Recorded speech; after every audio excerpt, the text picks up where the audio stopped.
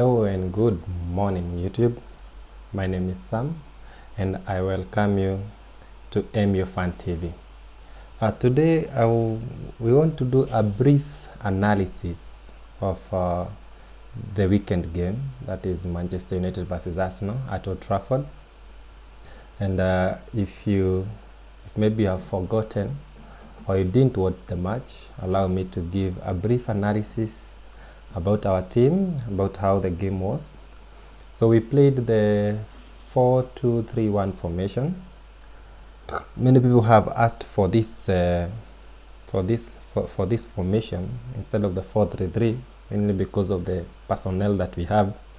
And it was nice seeing the change. At least we can see that the coach is trying to do something to change our current situation. And our current situation still remains that we have 2 wins in around 10 matches. And that is the predicament that we find ourselves in. So the game ended 1-1, a scoring draw.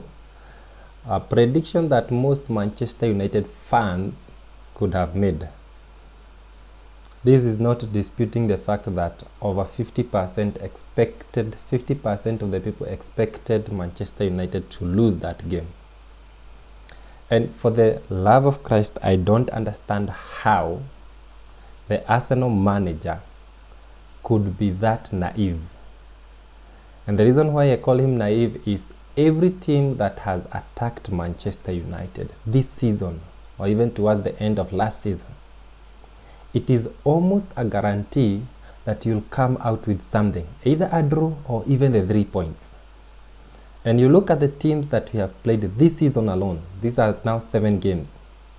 It is only Leicester City and to some extent Chelsea that didn't get something out of Manchester United. And that is appalling to think that a manager of Unai's stature could be so naive to come and defend at Old Trafford. Because everybody is singing about how good Arsenal is in attack. Defense is opposite. But how can you be misusing your biggest character? You are an attacking team. Why would you think that coming to Old Trafford and defending, you are doing any positive to your team? So I don't know whether to praise Manchester United for the draw or whether to bash Arsenal for not taking it, because everybody could see we were there for the taking. And for us to be given that much time on the ball, to me, I don't understand it. So anyway, the game ended 1-1. Scott McTominay scored for Manchester United. Again, the guy is showing that the talent is there. And then the equalizer came courtesy of a mishap in our defense again. I believe it was Axel Tuanzebe who gave away the ball so cheaply. And Aubameyang scored the equalizer to ensure that at least he has had a hand in Arsenal's goals for the last 7 games. How I wish Manchester United had such a point man. So Pogba came back into the team and he played with McTominay in defense. Most of the time he was too deep for my unliking. And then we played with Lingard again as the attacking midfielder, whether you call him a number 10 or an attacking midfielder, whichever, but he played at the whole. It was unfortunate for us that we lost Wan-Bissaka to illness, and that meant that Young had to revert to that position that we prayed to never see him do. Part of the reason why last season people wanted Young to be sold is because deep in our thoughts we knew that if he was still a Manchester United player, for one reason or the other, he will still find himself in the first 11. And lo and behold, the last around 5 games, he has been there. So why are we doing this video? Because again, we have to ask ourselves, even if you're saying that we give the manager time, we also have to ask ourselves, how long are we giving this manager? Fine, transition is a process and it cannot be done in one season. But somebody asked a question that made me think of doing this video even at that minute. He asked a very simple and precise question. If you give Ole Gunnar Solskjær 5 years and you give him the best players in the world, are you certain that he'll win the Premier League? Leave alone the Champions League. The Premier League. 5 years. Are you certain that he's going to win a Premier League title? As we continue, remember to subscribe, remember to like the video. But that question to me really sank deep into my heart to know that we don't have the right personnel on the wheel. Because I'm sure 70% of you are not certain that even if you give him 5 years, he's going to win us anything. And he's running out of time. Even he can see it. He is running out of time. Why? Because there's nothing much that is changing in that team. The same mistakes are being repeated over and over again, that you wonder, are they blind there at Old Trafford? So I'm always accused of always complaining. So I chose to at least highlight some of the positives in that game, or something that I saw that I can point out and say that this is a welcomed change. So I don't know whether you saw McTominay's goal, but every time I'm watching this guy, he's reminding me of one person, Michael Carrick. Playing the same position, scoring the same type of goals, having the influence that is so much undercover that anybody can dispute it, but when he's not there, then you see the whole. And that is typical Michael Carrick.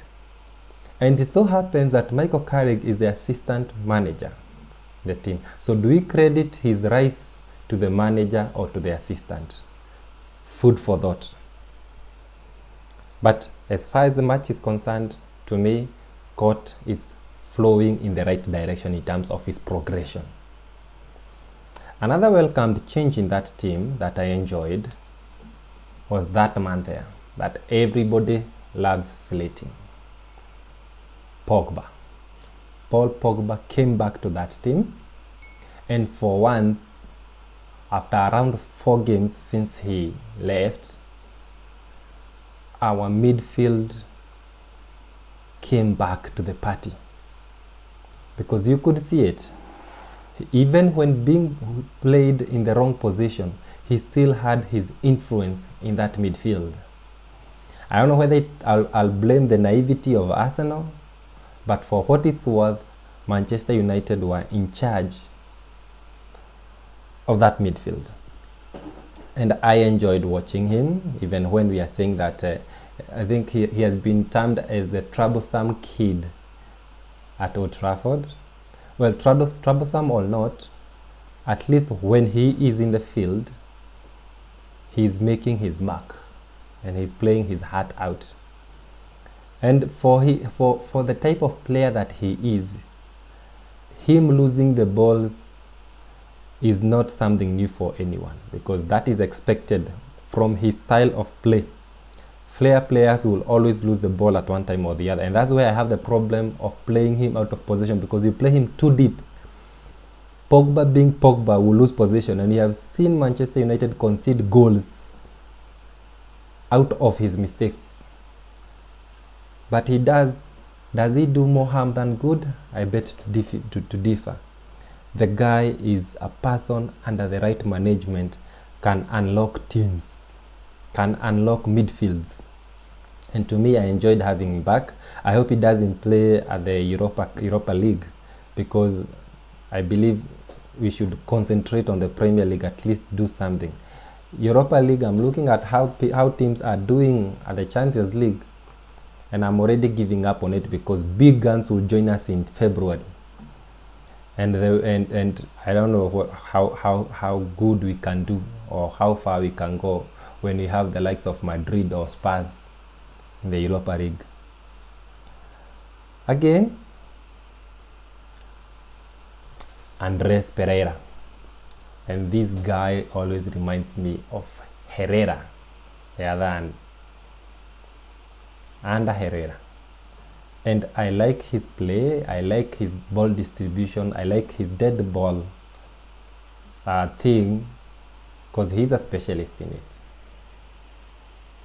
And me seeing him being played out wide and being forced to cut infield, again, it makes me wonder what this manager is doing.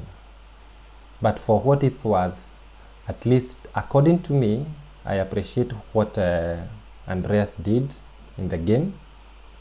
He was dominant. Even with his age, he has been out on loan for a number of times, so it means that he has gained some experience out there. And it's a welcome relief that he's getting his place in this team. But I wish and how I pray that one day this guy will be given that hole, that number 10, that attacking midfield role to play for himself.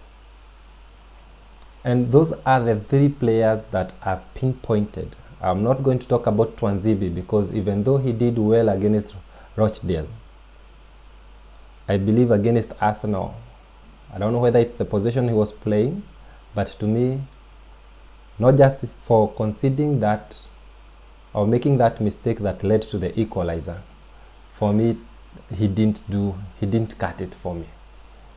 So now that I have given the praises that deserved, and if you have somebody else to praise, then you are welcome to make a comment, and we are going to extend this discussion there. Now, about the leeches that are plaguing our team, because I have to talk about this. I cannot hide under the carpet. I'm not that kind of person who hides under the rug because you fear what people will say. And boy, do I have something to say about the Moonwalker. Somebody is calling him Jesse Jackson. Another one is calling Michael Lingard. And even if Shaka tried to give him a run for his money by doing, I don't know how people called it, when he ducked away from the ball, giving Scott his goal. But Ole Gunnar Solskjær need to tell us what Lingard has on him. Whether they are nudes, whether there is something he said that he's holding him to ransom, because why are you playing this guy game in, game out? Why are you playing him? What do you see in him that we can't see? Is it that he's a 26-year-old youngster that you are waiting for him to blossom? How do you place somebody in the number 10 role, somebody who has not had any returns for a whole year? And don't tell me about the assist against Rochdale, the one that Mason Greenwood scored. But for a whole year in the Premier League, the guy has not scored, has not assisted, has not made a marked contribution in this team, and yet you give him game time day in, day out. I'm sorry to say this, Lingard, but you're turning out to be the next Fellaini. Because very soon, expect people to start booing you. And I don't know whether to blame the player or blame the manager, because the manager should have seen this. We have enough people who can do something more than what he is doing, and yet you keep putting him in the firing line. To some extent, I wish Sanchez was here, because Sanchez would not have done any worse than what Lingard is doing, even at that role. Worse still, why not play Pogba there and play Fred with Scott in midfield?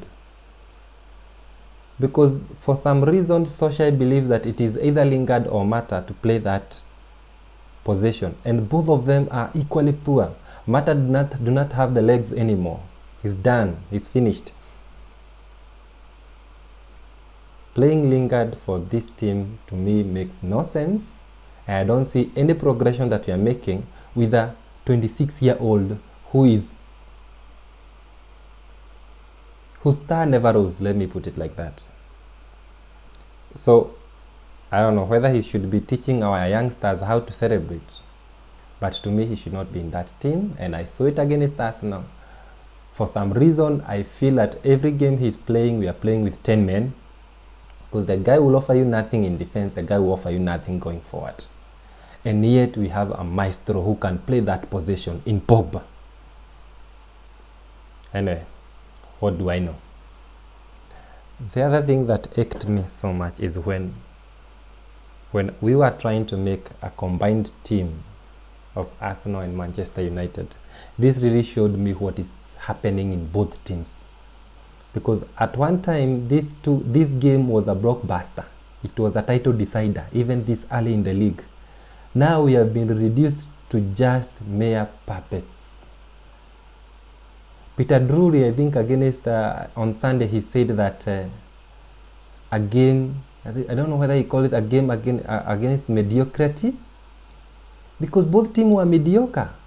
Because how poor we have been, yet we can say that 1, 2, 3, 4, 5, 6, we can make 6 players from our team to make the combined team. Yet we have been this poor. Other than the attack, I don't know what Arsenal has that team. Tierney has not even played, so we cannot even judge him that much. Ceballos is on loan, so he's not even an Arsenal player. Lacazette has been injured. And I know some people will argue about that team and say that somebody like Guendouzi deserves a place. But whether it's Guendouzi or Xhaka or Ceballos, either way, none of those can pick a position over Pogba or James. Because as far as I'm concerned, even Pepe should not be in that team. Because for 70 million, people continue bashing us about Sanchez, continue bashing us about Lukaku, about how much we spent with them and how much they have not done something. Yet when we come to Pepe, we say, let's give him time. I hate that narrative of giving people time. You're either doing it or you are not doing it. The point of giving people time to do what? If you're not doing it, you're not doing it. Give another person the time. So allow me to end there and say that, according to me, if we are sure that in 5 years, no matter how much investment we put in this team, that we are not sure whether Ole Gunnar is going to give us any title, then we should not even be having him even now. It's not a matter of giving him time. Even if you give him 10 years, I don't expect that man to compete with the likes of Klopp, to compete with the likes of Pep, to compete even, and I dare say this, even with the likes of Lampard.